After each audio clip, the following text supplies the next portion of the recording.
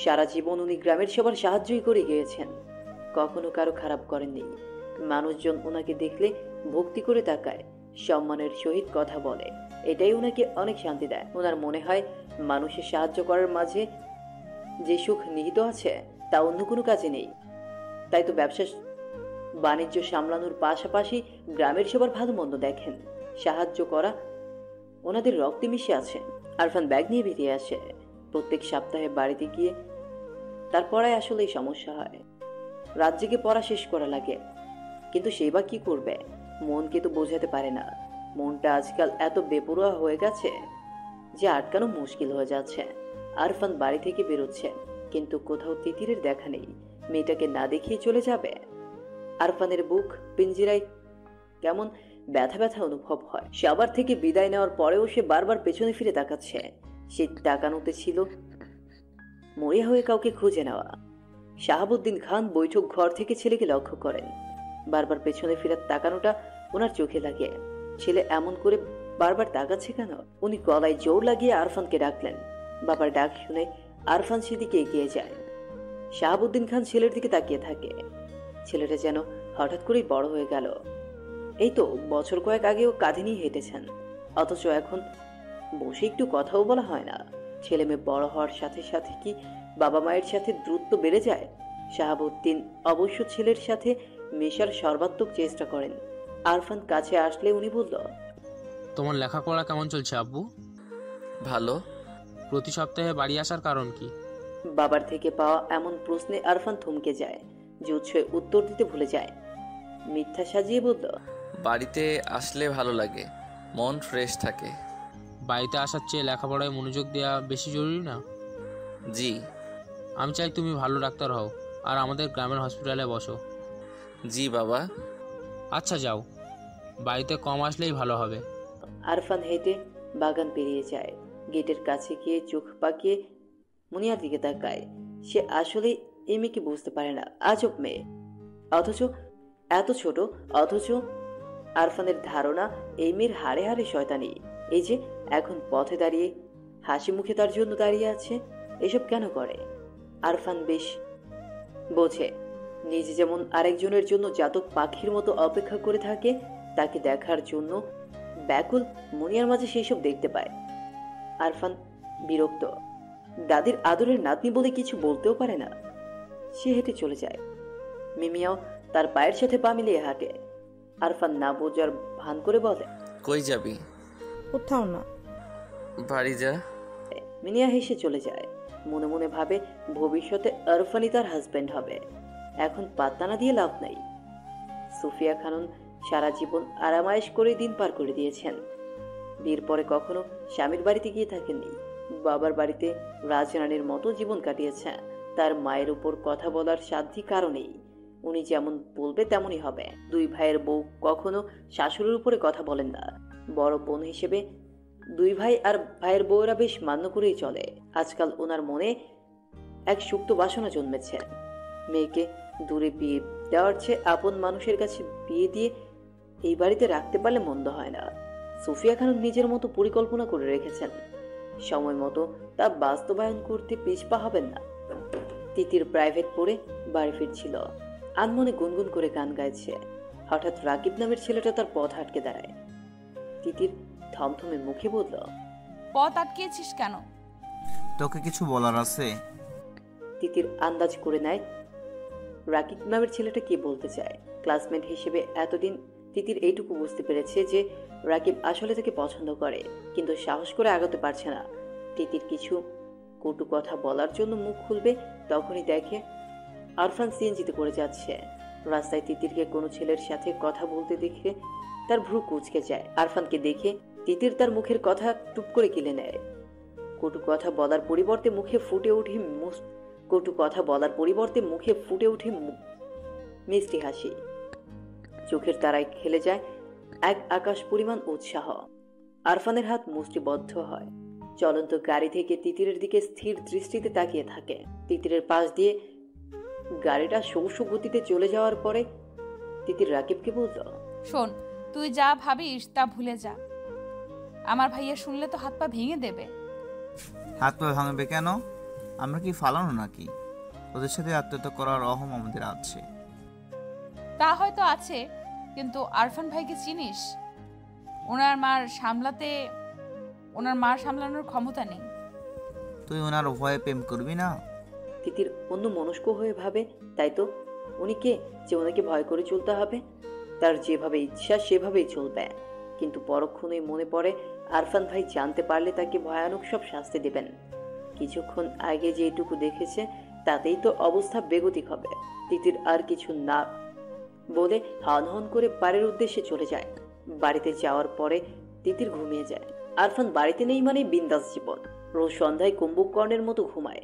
আরামে ঘুমানোর এক ফাঁকে তার মনে হলো কেউ তার রুমে ঢুকেছে, বিছানার পাশে দাঁড়িয়ে আছে। তিতির চোখ খুলে তাকায়।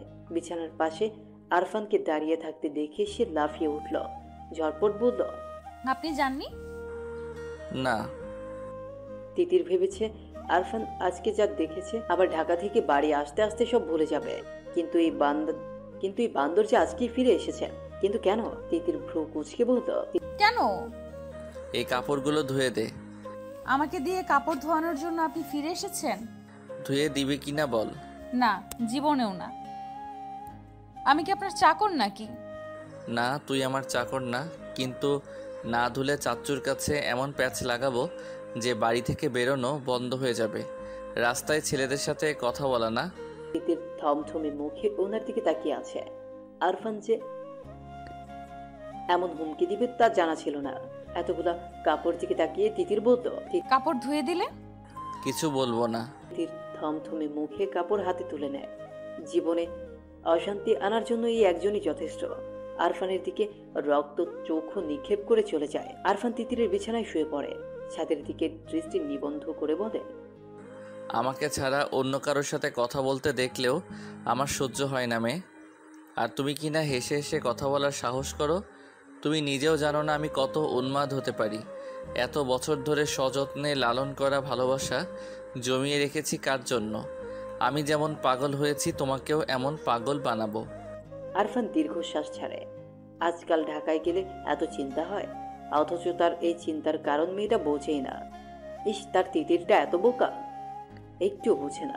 জানলার গ্রিলে মাথা ঠেকিয়ে দূরে গাছপালার দিকে বেখেয়ালের দৃষ্টি মিলে মারিয়া তাকিয়ে আছে। সে গাছপালা দেখছে নাকি কি দেখছে তার দৃষ্টি দেখে বোধগম্য হচ্ছে না। কেননা তার চোখের ভাষা যে বড়ই শূন্য, মুখে আকাশ পরিমাণ ব্যথার ছাপ স্পষ্ট। না পাওয়ার হাহাকারে হৃদয় দগ্ধ। দুটো হলুদ পাখি একটা ডালে বসে আছে। একটা পাখি আরেকটা পাখির ঠোঁটের কাছে ঠোঁট নিয়ে কিচমিচ করাতে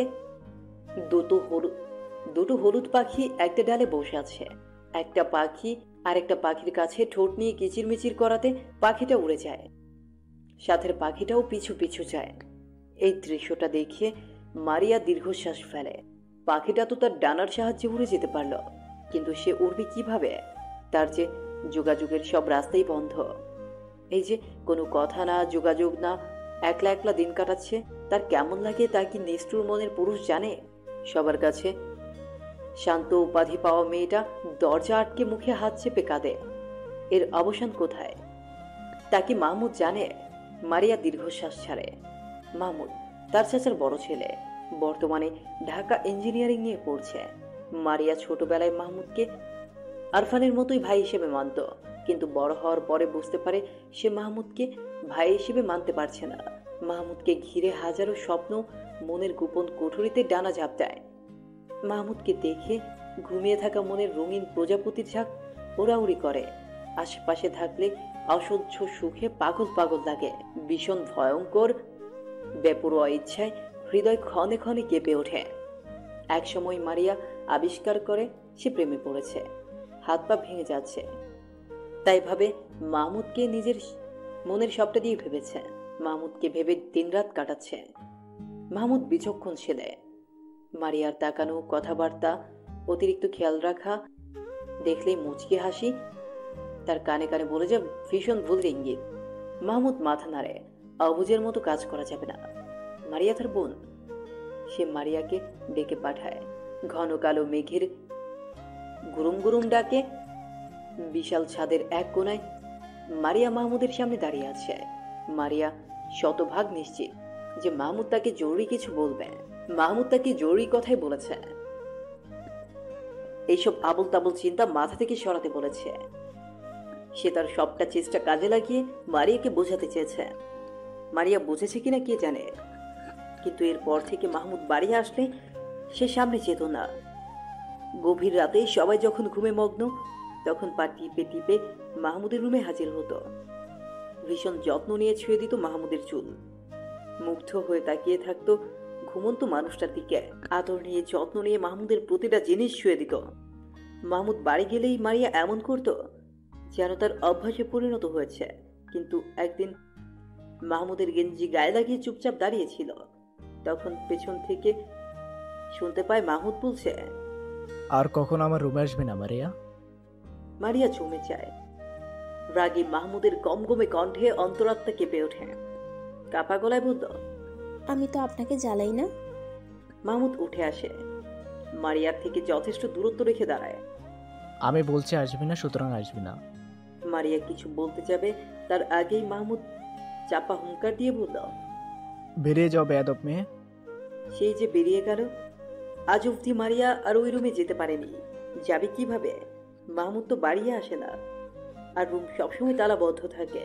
মাহমুদ যে মারিয়ার কারণেই বাড়ি আসে না তা সে জানে। অতীতের স্মৃতি বিচরণ করে মারিয়ার চোখ বেয়ে পানির ধারা দ্রুত গতিতে ছুটে যায়। আজকে সে নিজেকে একটু আটকাতে পারছে না। মোবাইল হাতে নিয়ে মাহমুদকে ফোন দেয়। এমন কোনো দিন নেই সে মাহমুদকে ফোন দেয় না, কিন্তু সবসময় বন্ধ করেই রাখে।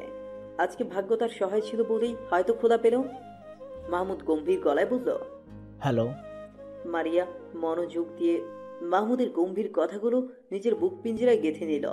ওনার কণ্ঠ শুনে তার গলায় কান্নারা দল বেঁধে ছুটে আসে। উনি তাকে আহ্লাদী কিছু বলেনি যে এত আবেগী হয়ে মন খুলে কাঁদতে হবে, কিন্তু মারিয়ার ভীষণ কান্না পেল।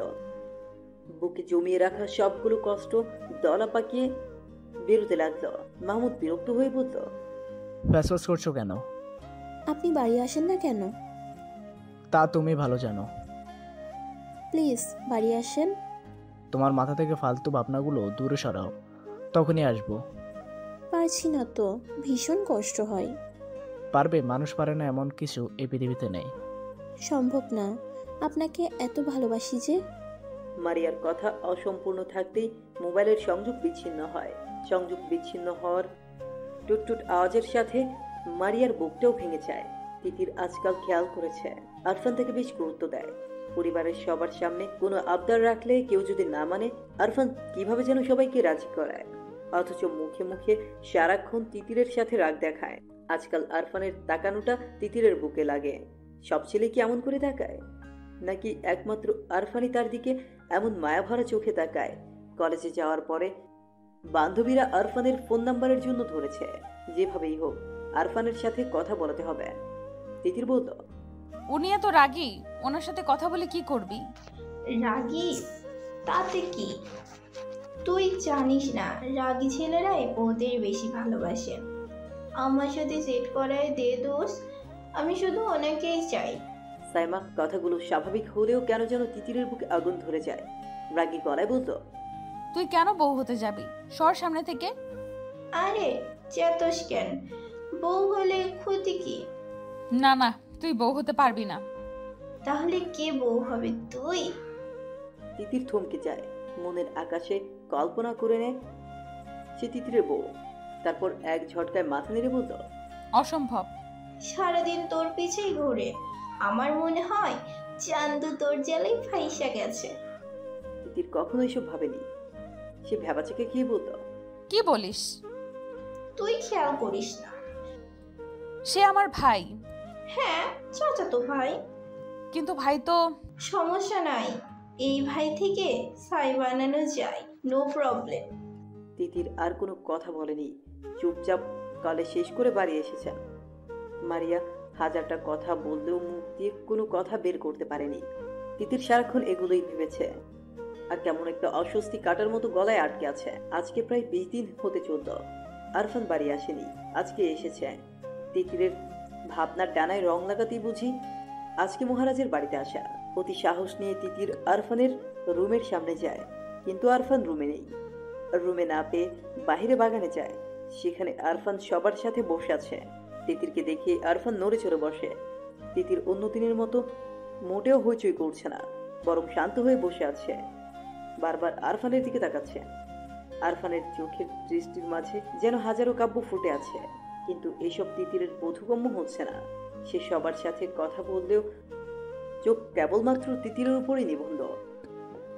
তিতির সবার দিকে তাকানোর পাশাপাশি আরফানের দিকেও তাকাচ্ছে। তারপর তিতিরের দম আটকে আসে। বুকের ভেতরে ফুসফুস তার শ্বাসকার্য থামিয়ে দিতে চায়। অজানা আতঙ্কে ধরফর করে ওঠে বুকের পাখে। সে যা ভাবছে আসলে কি তাই, নাকি সবটাই ভ্রম? সে বেখেয়ালে মাথা নেড়ে বলল, অসম্ভব। মাঝরাত। আরফান বারান্দায় দাঁড়িয়ে আছে। পাশের রুমে তার প্রাণ ভুমুরা ঘুমিয়ে আছে। আরফানের পরিণত বড়, মাথায় হাজারো উল্টাপাল্টা চিন্তা ঘুরে পোকার মতো কিলবিল করছে। আরফান দীর্ঘশ্বাস ফেলে। তার ইচ্ছেগুলো বড়ই অবাধ্য। আজকাল লাগামহীন ঘোড়ার মতো বেসামালভাবে ছুটে যায়। সে ডাক্তারি পড়ছে। সাথের মেয়ে সহপাঠীগুলো দেখতে খুব সুন্দর। মাঝে মাঝে কয়েকজন তাকে ভালোবাসার জালে আটকানোর চেষ্টা করে, তার সাথে ঘনিষ্ঠ মুহূর্ত কাটাতে চায়, কিন্তু এত সৌন্দর্য কাছে টানার হাজারো আকুতি দূরে ঠেলে দেয় শুধুমাত্র এই মেয়েটার জন্য। ছোটবেলা থেকেই তিতিরকে কেমন আপন লাগতো, নিজের মনে হতো। তখন ব্যাপারটা স্বাভাবিক লাগলেও একটুখানি বড় হওয়ার পরে সে বুঝতে পারে এটা মোটেও স্বাভাবিক ব্যাপার না। সে আসলেই এক পিচ্ছির প্রেমে পড়ে গেছেন। শুধু প্রেমে পড়া বললে ভুল হবে, সে আজন্ম পাগল হয়ে গেছে। যে পাগলের পাগলাম তিতিরের ভালোবাসার পরশ ছাড়া ভালো হবে না। তাছাড়া আরফান ভালো হতেও চায় না, বরং তিতিরকে নিজের করে পেয়ে গেলে পাগলামোর পরিমাণ বাড়াতে চায়। ভালোবাসার পাগলামোতে ছোট পাখিটাকে ছাড়খাড় করে দেওয়ার প্রয়াস বুকের ছোট কুঠুরিতে আস্তে আস্তে জমা হচ্ছে। বারান্দার বাহিরে লাগানো বেলি ফুল থেকে ভুর ভুর করে সুগন্ধ আরফানের প্রেমে পড়া হৃদয়ের বারান্দার বাহিরে লাগানো বেলি ফুল থেকে ভুর ভুর করে সুগন্ধ আরফানের প্রেমে দগ্ধ হৃদয়ে আরো পাগল পাড়া করে দিচ্ছে। তার কেমন নেশা লাগছে। মনে হচ্ছে এখন যদি তিতিরকে কাছে পেত তাহলে আদরে ভালোবাসায় ঠিক রাঙিয়ে তুলত। আরফান চোখ বন্ধ করে বারান্দার গ্রিলে মাথা ঠেকায়, ফুসফুস করে নিঃশ্বাস ফেলে দাঁড়িয়ে থাকে। তিতির হাত বাড়িয়ে মোবাইল হাতে নেয়। রাত 2টা বাজে, অথচ চোখের তারা একটুখানি ঘুম নেই। ভেতরটা কেমন ছটফট করছে। এর আগে কখনো তার এমন অসহ্য অনুভূতি হয়নি। সবসময় নিশ্চিত মনে ঘুমাতে পেরেছে, কিন্তু আজকের রাতটা সম্পূর্ণ অন্য।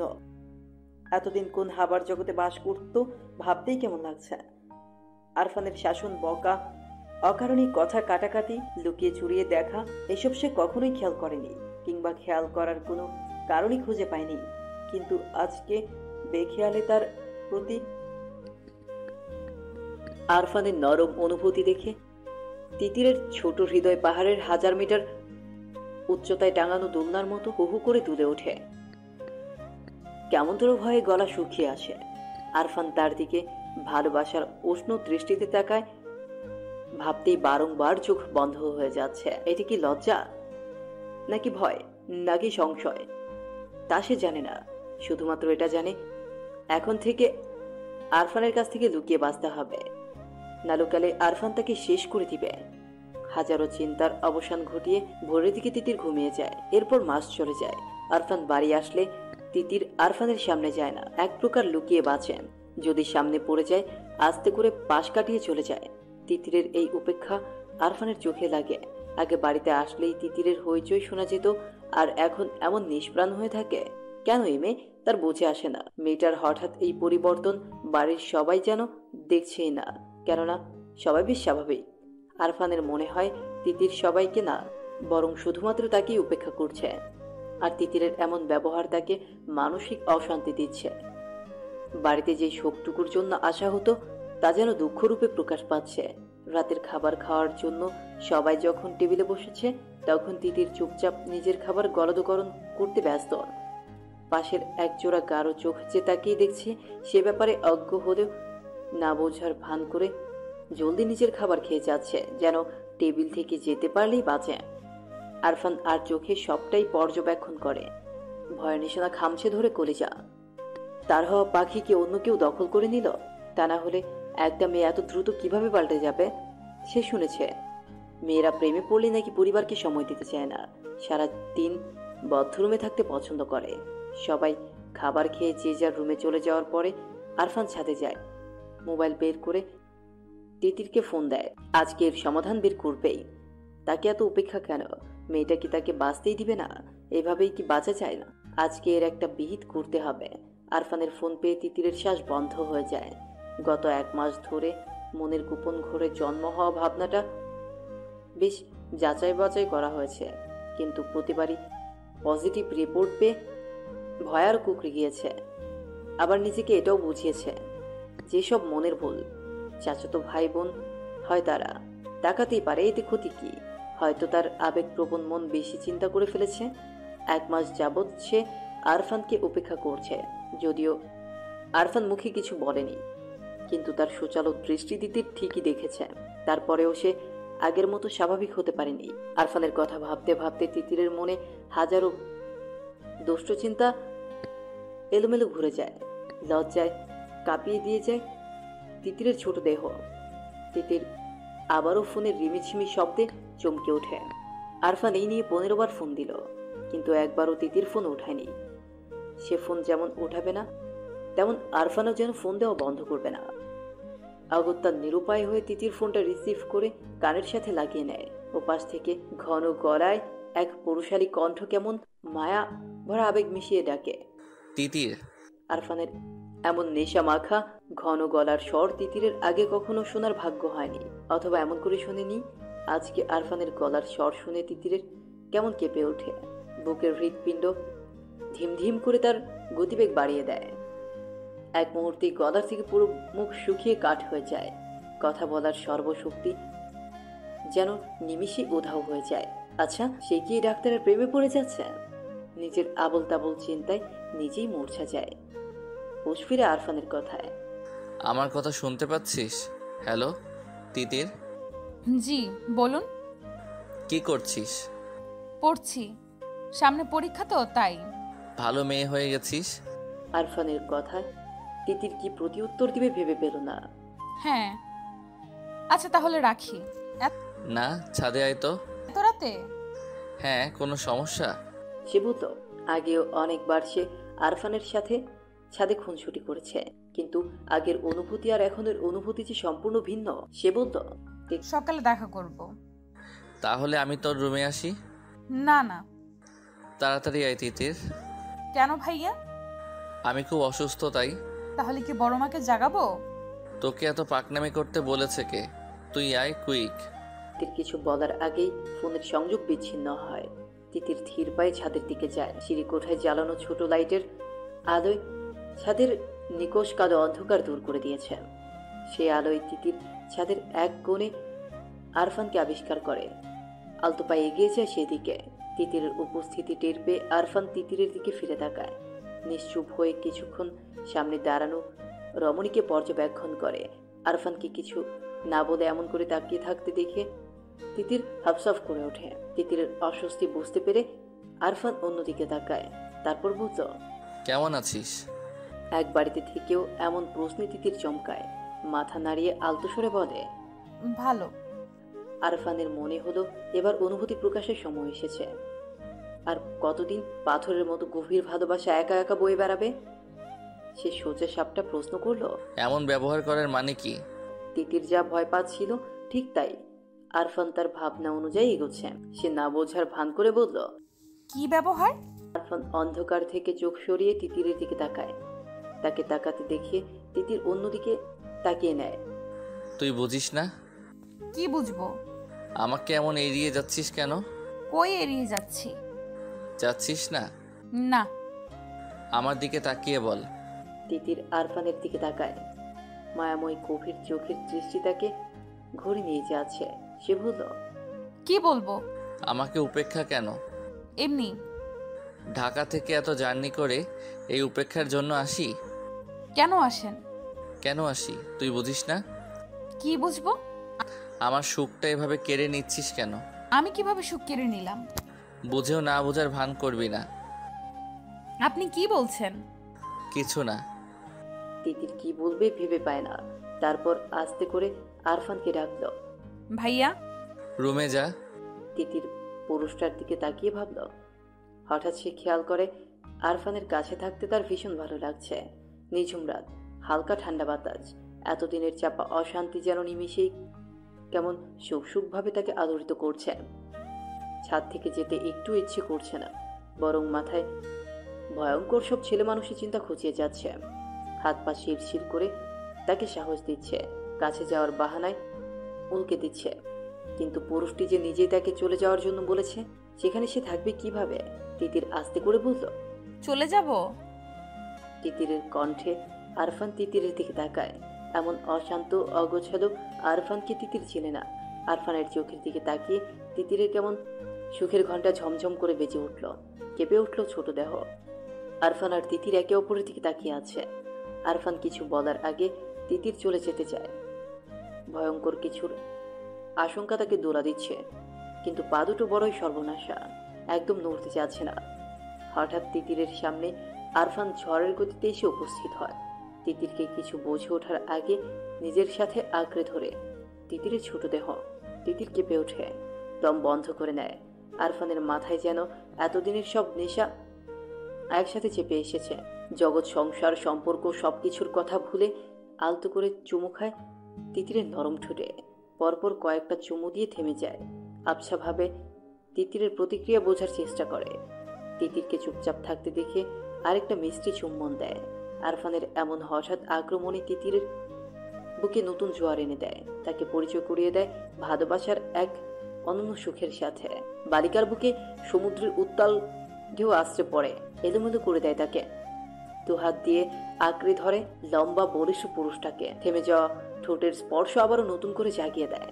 তিতিরের এইটুকু আহ্বান আরফানকে পাগল করে তোলে। এতদিনের জমিয়ে রাখা সবটা ভালোবাসা পাগলের মতো মাথা নাড়া দিয়ে ওঠে। অথচ দুজনের কেউই কাউকে ভালোবাসার কথা বলেনি, বুকের ভেতর অনুভূতির ডানা ঝাপটানোর কথা বলেনি। অনুভূতির সূক্ষ্ম বাকগুলো কেউ কাউকে দেখায়নি, কিন্তু তাদের কাছাকাছি আসা হয়ে গেছে। মিষ্টি ঠোঁটের কোণে একটু একটু ভালোবাসার ছাপ দৃশ্যমান। আরফান ফিস ফিস করে বলল, আমার তিতির পাখি, খুব ভালোবাসি সোনা। দীর্ঘ 5 মাস পরে মাহমুদ বাড়ি আসেন। বাড়ি আসার প্রচন্ড ইচ্ছে থাকলেও সে একবারও বাড়িমুখ হয় না। সাধারণ সম্পর্ককে তুমি তো এমনভাবে জাপটায় ধরে রেখেছো, মনে হচ্ছে ছেলে বিদেশ থেকে আসছে। যাও নাস্তা বানাও। ছেলেটা সারা রাত জার্নি করে আসছে। দানিয়া আক্তার মাহমুদের দিকে তাকায়। উনি মাহমুদকে জন্ম দিয়েছেন, অথচ ছেলে লম্বায় ওনাকেও ছাড়িয়ে গেছে। মায়াভরা হাতে ছেলের গালে হাত দিয়ে বলল, আপনি এসব বুঝবেন না আম্মা। ছোট ছেলের বউয়ের কথাটা জয়তুন বেগমের ঠিক পছন্দ হলো না। উনি ভ্রু কুঁচকে বল, না না, আমি বুঝবো কেন? আমি কি আর সন্তান জন্ম দিয়েছি? সন্তান তো শুধুমাত্র তোমরাই জন্ম দিয়েছো। যত সব ঢং। শাশুড়ির কথায় তানিয়া কিছুই মনে করে না। সে তার শাশুড়ির কটু কথায় অভ্যস্ত। মাহমুদ দাদির দিকে তাকিয়ে বলল, দাদি, তুমি আমাকে মিস করনি? মাহমুদের কথা শুনে জয়তুন বেগমের মুখে হাসি ফুটে ওঠে। নরম স্বরে বলে, অনেক মিস করেছি ভাই। আমিও তোমাকে খুব মিস করেছি। তানিয়া আক্তার ছেলেকে কি দিয়ে নাস্তা করাবে সেই নিয়ে ব্যস্ত হয়ে পড়ে। মাহমুদ ফ্রেশ হতে রুমে চলে যায়। অনেক দিনের ময়লা রুমে এসেও তার এক অজানা শান্তি লাগে। মনের ঘুরিতে প্রশান্তিময় বাতাস ছুঁয়ে যায়। নিজের হাতে ঝেড়ে ঝুড়ে রুমটা ঠিক করে গোসল করে রুম থেকে বের হয়। সোফায় বসে টেবিলের দিকে নজর যায়। মারিয়া চুপচাপ নিজের খাবার খাচ্ছে। সে এক দৃষ্টিতে মারিয়ার দিকে তাকিয়ে আছে। মারিয়া, এই নামটা সাধারণ হলেও এই নামের মানুষটার আচরণ অসাধারণ। মানুষটা ছোট হলেও নিজেকে নারী হিসেবে প্রকাশ করতে খুব ব্যস্ত। তখনই মারিয়ার চোখের দৃষ্টি সোফার দিকে পড়াতে সে স্তব্ধ হয়ে যায়। চোখের পলক বড় হয়ে তাকিয়ে থাকে। মাহমুদের চোখের গরম দৃষ্টি দেখে মারিয়া মাথা নিচু করে দেয়। তারপর চোরের মতো আবার তাকায়। মারিয়ার তাকানোর ভঙ্গি দেখে মাহমুদ মুচকে হাসে। ভবিষ্যতে কি হবে ভেবে হাসির রেখা মুছে যায়। মারিয়ার খেতে পারে না। খুশিতে নাচতে ইচ্ছে করলে কি খাবার পেটে যায়? সে উঠে বিড়ালের মতো পা ফেলে রুমের দিকে ছুটে। আর মনে মনে আল্লাহর কাছে ফরিয়াদ করে, আল্লাহ, এটা যেন সত্যি হয়, মাহমুদ যেন সত্যি বাসায় আসে। এমন স্বপ্ন সে দেখতে চায় না। মারিয়া রুমে এসে আয়নায় নিজেকে দেখে। চেহারাটা দেখতে খুব মলিন আর রুক্ষ লাগছে। এতদিন ছন্ন ছাড়া চলাফেরার কারণে চেহারার অবস্থা খুবই করুণ। তার নিজের উপর খুব রাগ হলো। আর একটু সুন্দর হয়ে থাকলে তো এই ফকিন্নির মতো চেহারা নিয়ে মাহমুদের সামনে পড়তে হতো না। সে আলমারি খুলে নতুন জামা বের করে বাথরুমে যায়। আজকে খুব পরিপাটি হয়ে থাকা যায়। সারা রাত কেঁদে তিতিরের ফর্সা গাল লাল টকটকে হয়ে আছে।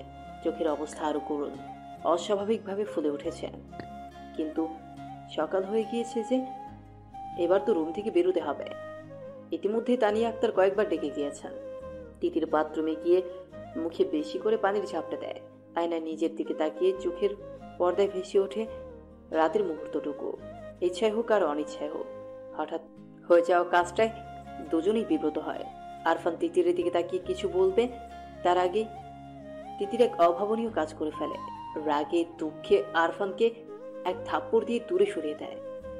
ভালোবাসার কথা না বলে এমন করে ছুঁয়ে দেওয়ার সাহস হলো কি করে? অথচ ভুলে গেল আরফানের স্পর্শে সে নিজেও সাড়া দিয়েছিল। তাই তো আরফান গভীরভাবে ছুঁয়েছে। তিতিরের এমন কাজে আরফান হতভম্ব হয়ে গেছে। হাত দিয়ে গাল ছুঁয়ে ফ্যাল ফ্যাল করে তিতিরের দিকে তাকিয়ে আছে। তিতির হিসহিস করে বলল, আমি খুব খারাপ, আপনি খুব খারাপ। তুই খারাপ না। তিতিরের বিবেক প্রশ্নের উত্তর জানে, কিন্তু মানতে নারাজ। সে ফুপিয়ে ওঠে, কান্নার তোরে কেঁপে ওঠে, মাথা নেড়ে বলল, অসভ্য লোক। আরফান হতভাগ, কি বলবে মাথায় আসে না। সে অসহায় গলায় বলল, তুইও তো ঝাপটে ধরলি তিতির। কান্নারত অবস্থায় তিতির নিচে চলে যায়। ছাদের পরিবেশ ততক্ষণে থমথমে রূপ ধারণ করেছে। ঠান্ডা ঝিরিঝিরি বাতাসে স্তব্ধ আরফানকে বিবেকের চরম দংশনে রেখে তিতির পালিয়ে যায়। রেখে যায় আরফানকে। ফজরের আজানের পরে আরফান ব্যাগ হাতে রুম থেকে বেরোয়। মায়ের কাছে বিদায় নিয়ে ঢাকার উদ্দেশ্যে বেরিয়ে পড়ে। এত সকালে কেন যাচ্ছে এই নিয়ে হাজারো প্রশ্ন করে সালমা বেগম। আরফান জানায় তার জরুরি কাজ পড়ে গিয়েছে, না গেলে হবে না, তাই এত সকালে যাওয়া। সালমা বেগম আর এত ঘাটালেন না। আরফান অরুণচণ্ডী স্বভাবের, তার কাজে তাই কোনো সন্দেহের লেশমাত্র রইল না। সারা রাস্তা আরফানের মুখ থমথমে হয়েছিল। কখন যেন চোখ জ্বালা করতে করতে লাল টকটকে হয়ে গিয়েছে। সে কি আসলেই সুযোগ নিয়েছে? আর তিতির যে তাকে আঁকড়ে ধরে আরো কাছে টানলো সেটা? তিতির রুম থেকে বেরিয়ে পুরুষ অবয়ব কাউকে বসে থাকতে দেখে ভাবলো এটা আরফান। মাথা নিচু করে পাশ কাটিয়ে চলে যেতে চাইলে তখন সামনে থাকা পুরুষ তাকে ডাকে। চিরপরিচিত ভাইয়ের কণ্ঠ শুনে তিতির চমকে যায়। মাথা তুলে ভাইয়ের দিকে তাকিয়ে খুশিতে হাসে। মাহমুদ হাত ধরে আদুরের বোনকে পাশে বসায়। বোনের চেহারার দিকে ভ্রু কুঁচকে তাকিয়ে বলল, কি খবর তিতির পাখি? ভালো। তুমি এতদিন আসনি কেন ভাইয়া? তিতিরের লাল চোখ জোড়া মাহমুদের নজর এড়ায় না। সে সন্ধানে চোখে তাকিয়ে বলল, কি খবর তিতির পাখির? এখন আসলাম। কেঁদেছিস কেন? কাঁদিনি। প্রেমে পড়েছিস? তিতির চমকে যায়, কথা বলার ভাষা হারায়। তানিয়া আক্তার নাস্তা প্লেট নিয়ে দুই ভাই বোনের দিকে এগিয়ে আসেন। উনি আসাতে তিতির ছাড়া পায়। আসন্ন বিপদ থেকে যেন স্বয়ং আল্লাহ তাকে বাঁচিয়ে দিল। উনি এসে মাহমুদকে খাওয়াতে ব্যস্ত হয়ে পড়েন। তিতির আস্তে করে কেটে পড়ে। বড়মার কাছে জানতে পারে যে আরফান ভোরে ঢাকায় চলে গিয়েছে। মাহমুদ এসেছে, অথচ আরফান চলে গেল। দুই ভাইয়ের দেখা হলো না, তাই ওনার খারাপ লাগছে। আরফান চলে গিয়েছে এই কথাটা জানার পর থেকে তিতিরের মন খারাপের ওজন যেন আরো বেড়ে যায়। দোষ তো আরফানের একার ছিল না, দোষ তিতিরেরও ছিল। কিন্তু সে কিনা সবটা দোষ আরফানকে দিয়ে এত পরিমাণ দোষী বানিয়ে দিল যে ছেলেটা বাড়ি থেকেই চলে গেল। তিতিরের দম বন্ধ হয়ে আসে। কান্নারা গলায় দলা পাকিয়ে ওঠে। কান্না লুকাতে সবার অগোচরে সে রুমে চলে আসে। তারপর বাদ ভাঙে কান্নারা, ছুটে চলে অবিরাম গতিতে। রাত 12টা। গ্রামের পরিবেশ এইটুকু রাতেই চারদিক নিঝুম নিস্তব্ধ হয়ে গেছে। মাহমুদ বিছানায় আধশোয়া হয়ে মোবাইল দেখছে। তার দৃষ্টি বারবার দরজার দিকে চলে যাচ্ছে। সে জানে মেয়েটা আসবে। কেন এমন ধারণা হচ্ছে সেটা জানা নেই, কিন্তু সেই ধারণার উপর ভিত্তি করে সে দরজা লাগায়নি, হালকা করে ভেজিয়ে রেখেছে। চোখের দৃষ্টি মোবাইলের উপর নিবন্ধ হলেও মনের চোখ বারংবার দরজার দিকে তাকাচ্ছে। তখনই দরজা খুলে গেল। হলুদ রাঙা 3 পিস পরে মারিয়া রুমে প্রবেশ করে। মাহমুদের দিকে এক পলক তাকিয়ে দরজা আটকে দেয়। মারিয়ার সাহস দেখে মাহমুদ অবাক হয়। এতদিনে দরজা লাগানোর সাহস সঞ্চয় করে ফেলেছে। না, উন্নতি হয়েছে তো। দরজা লাগিয়ে মারিয়া এক পাও এগিয়ে আসে না। দরজার সামনে থেকেই মাহমুদের দিকে তাকিয়ে আছে। মাহমুদ হাতের মোবাইল বিছানায় রেখে মারিয়াকে বিব্রত করতে কিনা এক দৃষ্টিতে মারিয়ার দিকে তাকিয়ে থাকে, কিন্তু মারিয়া বিব্রত হয় না, বরং 2 কদম এগিয়ে আসে। মাহমুদ বলল, কি সমস্যা? সেটা তো আপনি বলবেন। কি বলবো? আপনার কি সমস্যা? আমার তো কোনো সমস্যা নেই। যদি সমস্যা নাই থাকে তাহলে সবাইকে ভালো মন্দ জিজ্ঞেস করলেন, অথচ সারাদিনে একবারও আমাকে জিজ্ঞেস করলেন আমি কেমন আছি। তোকে দেখে মনে হয় তুই খুবই ভালো আছিস, এটা জিজ্ঞাসা করবো কি? আমাকে দেখে আপনার ভালো আছি বলে মনে হলো, হ্যাঁ। অথচ আমি একটুও ভালো নেই। কেন? মারিয়া চুপচাপ দাঁড়িয়ে থাকে। মাহমুদ বিছানা থেকে নেমে আসলো। মারিয়ার কাছাকাছি দাঁড়াতে মারিয়া বলল, আপনি সব বুঝেও না বুঝার ভান করেন কেন? কারণ এই বেশি বোঝাটা ভালো কিছু বয়ে আনবে না, তাই। ভালো কিছুও তো হতে পারে। পারে না। মারিয়ার চোখের কোণে পানি টলমল করে উঠল। বুকে ব্যথা হয়। ফিসফিস করে বলল, মাহমুদ ভাই। মারিয়ার কথা শেষ করার আগেই তাকে থামিয়ে মাহমুদ বলে, এত রাত আমার রুমে এসেছিস কেন? কেউ দেখলে তখন কেলেঙ্কারি হয়ে যাবে। মারিয়ার হঠাৎ এক অপ্রীতিকর কাজ করে বসে। হাঁটু মুড়ে মাহমুদের পা আঁকড়ে ধরে বলল, আপনি আমাকে এত অবহেলা করবেন না প্লিজ। আমার মনে হয় আমি মরে যাব। মারিয়ার কাছে মাহমুদ বিব্রত হয়। হাত দিয়ে মারিয়াকে ওঠাতে চায়। মারিয়া কান্না ভেজা গলায় বলল, এত ভালোবাসা আপনার চোখে পড়ছে না? কথা দিচ্ছি আমার মতো করে দুনিয়ার আর কেউ আপনাকে ভালোবাসবে না। মাহমুদের বুকটা কেমন খা খা করে ওঠে। মারিয়ার কান্না তার একদম ভালো লাগে না। সে মারিয়াকে টেনে তোলে। এই প্রথমবারের জন্য মারিয়ার চোখের পানি পরম যত্নে মুছে দেয়। আস্তে করে বলে, আবার কান্নাকাটি কেন? মারিয়া কোনো কথা বলে না। মাহমুদ খুব কাছে থেকে মারিয়াকে দেখে, উপলব্ধি করে সে হারিয়ে গেছে। কবে হারিয়েছে সেটা না জানা থাকলেও এটুকু বুঝতে পারছে অনেক আগে গোপন কুঠুরিতে এই নারী জায়গা করে নিয়েছে। সে আস্তে করে বলল, এখন রুমে যা। মারিয়ার বেহায়া হওয়ার সাহস করে না, চুপচাপ রুমে চলে যায়। সকালে নাস্তার টেবিলে সবাই উপস্থিত। শাহাবুদ্দিন খান মাহমুদকে ছোটবেলা থেকেই খুব আদর করে। নিজের কাঁধে করে কত হেঁটেছেন তার কোনো হিসাব নেই। মাহমুদকে কখনো ভাইয়ের ছেলে মনে করেননি। মাহমুদও তার বড় আব্বুর সব কথা খুব শোনে। দুজনের সম্পর্ক খুবই সহজ। শাহাবুদ্দিন খান বললেন, পড়ালেখা তো শেষ করে নিচ্ছিস, এবার আমাদের একটু খুশি টুশি এনে দে। মাহমুদ শাহাবুদ্দিন খানের দিকে তাকিয়ে কথাটা বোঝার চেষ্টা করেন। সবার মুখে মিটি মিটি হাসি দেখে বড় আব্বুর কথাটা বোধগম্য হয়। কথাটা বুঝেই মাহমুদ হেসে ওঠে। ওর হাসি দেখে জয়তুন বেগম বলল, হাসলে হবে না, এবার বিয়ে করে আমাদেরও একটু হাসা। এত এত তাড়াতাড়ি বিয়ে করব কেন? কেন, তোর বিয়ের বয়স হয়নি? না। তোর কোনো পছন্দ আছে? মাহমুদের চোখের তারায় মারিয়ার কান্না ভেজা মুখটা ভেসে ওঠে, কিন্তু সে মাথা নেড়ে বলল, না, আমার কোনো পছন্দ নেই। তাহলে আমরা দেখব। দেখুন, গ্রামের আকবর আলীর নাতনিকে দেখলাম, বেশ ভালো লাগলো। আজকে বিকালে এই মেয়েটাকে দেখতে যাব। আচ্ছা। এত সব কথাগুলো সবাই হাসি মুখে শুনলেও মারিয়ার মুখের ভাব হাসি হাসি রইল না। সে আস্তে করে উঠে গেল, চুপচাপ দরজা আটকে দিল।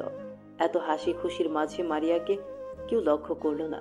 দুপুর গড়িয়ে সন্ধ্যা নেমে এলো। শাহাবুদ্দিন খান, মহিবুল্লাহ আর জয়তুন বেগম আকবর আলীর বাড়ি যাওয়ার প্রস্তুতি নিচ্ছে। এর মাঝে মারিয়ার আম্মা সালমা বেগম হন্তদন্ত হয়ে ছুটে আসেন। কান্না জড়িত গদায় বলে, সেই সকাল থেকে মারিয়ার রুমের দরজা আটকে আছে। দুপুর গড়িয়ে সন্ধ্যা নামলো, এখনো তো দরজা খুলছে না। এই পর্যন্ত 1000 বার ডাকা হয়ে গেছে। ঘুমাচ্ছে হয়তো। মারিয়ার ঘুম খুব পাতলা, একবার ডাকলেই উঠে যায়। এবার সবাই চিন্তিত হয়। কোনো উপায় না দেখে কাঠের দরজা ভেঙে ভেতরে ঢুকলো। ভেতরে ঢুকে মারিয়াকে ঘুমন্ত অবস্থায় পায়। তাকে জাগানোর চেষ্টা করলেও সে জাগে না। অবস্থা খারাপ দেখে মারিয়াকে হাসপাতালে নেওয়া হয়। হাসপাতালে নেওয়ার পর ডাক্তার তার চিকিৎসা করে জানায় ঘুমের ঔষধের কারণে এমন হয়েছে। এত ছোট মানুষের ঘুমের ওষুধ খাওয়ার কি দরকার, তা তার বোধগম্য হলো না। গভীর রাতে মারিয়াকে বাসায় নিয়ে আসা হয়। শাহাবুদ্দিন খান চিন্তিত ভঙ্গিতে বসে আছে। এই এত কিছু ঘটে গেছে, অথচ মাহমুদ একটা শব্দ পর্যন্ত উচ্চারণ করেন। কেমন গম্ভীর হয়ে আছেন।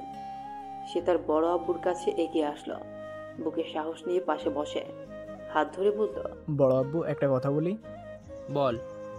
তোমার রাজকন্যাটাকে আমাকে দিয়ে দাও, আমি তাকে রানীর মতো করে রাখবো। তোরা একে অপরকে ভালোবাসিস?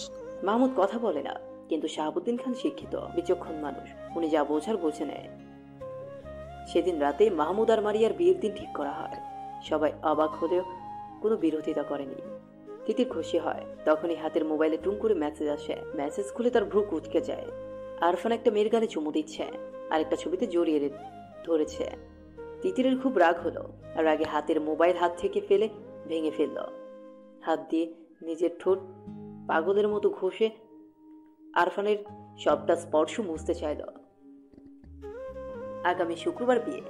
এত জলদি বিয়ে হওয়ার কি আছে, এটাই সবার বোধগম্য হচ্ছে না। কিন্তু শাহাবুদ্দিন খানের কথার উপরে কেউ কোনো কথা বলার সাহসও পাচ্ছে না। মহিবুল্লাহ খুশি হবে নাকি বেজার হবেন তাই বুঝতে পারছে না। মারিয়া তাদের নিজেদের মেয়ে, নিজের হাতে মানুষ করা, খুবই শান্ত মেয়ে। বউ হিসেবে এমন মেয়ে সবাই খুঁজে, কিন্তু সমস্যা অন্য জায়গায়।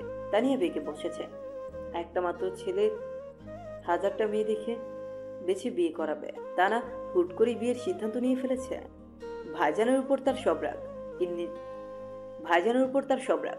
ইঞ্জিনিয়ার ছেলে পেয়েছে বিধায় মেয়েকে সুপাত্র দিতে এত তারা, কিন্তু তার স্বামী কিছুই বলতে পারে না। ছেলেকে জন্ম দিয়ে যদি এইটুকু অধিকার না থাকে, তাহলে তানিয়া রুমের মধ্যে রাগে ফেটে পড়ে। শাহাবুদ্দিন খানকে কিছু না বলতে পারলেও মহিবুল্লাহ খানকে ঠিকই কথা শোনা দাও। আপনার ছেলে বিয়ের সিদ্ধান্ত নেওয়ার সময় আমি থাকবো না। উনি এতবার বড় সিদ্ধান্ত নেবে কেন? বড় ভাই হয় না, এটা নিতেই পারে। আমি মানি না। কেন?